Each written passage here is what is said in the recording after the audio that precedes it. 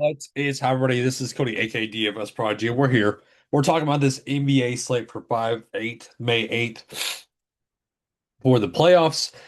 We got two gamer, obviously, Cavs at Pistons. The Pistons are up 1-0, or sorry, no. There you go. Yeah, not Cavs and Pistons, sorry. We have the Knicks and 76ers. I was saying, whoa, hold on. Yeah, Knicks are up 2-0. We got Spurs and Timberwolves tied at 1-1. I apologize in advance. My allergies are terrible. My eyes are swollen. My nose is stuffed up. It's bad over here in Texas. The allergy season is pretty bad. Obviously, I can't even get something right with the schedule. So, yeah. Anyways, we're talking about this two-game slate: Knicks and Philly, Spurs and Timberwolves. So, again, let's talk about it. We're going to start off with the Knicks at the Philadelphia 76ers on the Knicks side. The play of the day that I really had was Mikal Bridges, man. I enjoyed the performance of Mikal Bridges. I've been on him on this series. I like him a ton. Once again, only 5'4". The big news, obviously, we have Josh Hart, who's questionable with a thumb injury. That's going to change some things if he's out, along with OG Anunoby, who is questionable as well with a hamstring injury. We have Mitch Rob questionable, which isn't really high, but he should be playing because he's probable with illness. But yeah, this is big news. Hart and Anunoby, if they're both out, or if either one is out, that's going to change the landscape of this slate. It's a two gamer, so. I do like Towns at 8-8 once again. 27 minutes, I love that. 45 fantasy points. I like him a ton. Jalen Brunson has looked good this series as well. 37-45. It's hard to not like Jalen Brunson instead of Tyrese Maxey.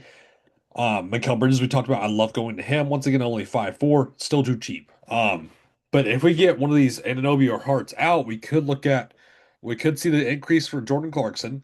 We could see Diarra get into the mix as well. If, like I said, there's no Anunoby or Hart. Again, could we see anybody else? I don't necessarily think so. That's why I'm kind of just trending towards going to Bridges and then Diarra if there is no Anunoby. So again, we just need to monitor this news. Because this could change a lot.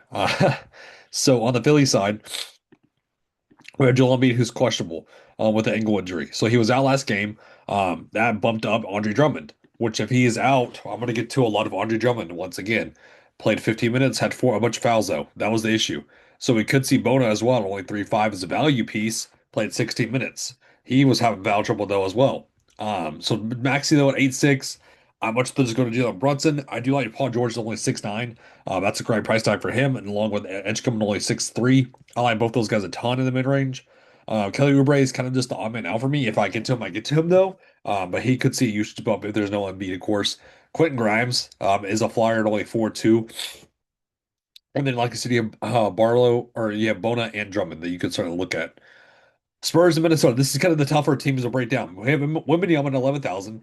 Um, Again, 48-64. If we're going to get the 64 out of him, we love it. But if I get the 48, it's like, do you really need it? Did you really need it? So, but at 11,000, it's hard. It's a tough click, of course. De'Aaron Fox has been abysmal. I was on him whenever he had the six turnover game, so that made me look awful. Again, he's just kind of, it's tough. It's a tough click for De'Aaron Fox. Small Gossald at 6'8". How much of this go to him or FSL at 5'5"? So you can certainly look at them. Dylan Harper, 4'8", cheap. I like the upset he brings to the table along with Champagne. I like him at only 4.6 as well. Keldon Johnson playing good minutes. You can interest me at 4-1. And then Harry Barnes, it's a gross one, but at 3-1, you can pay it off.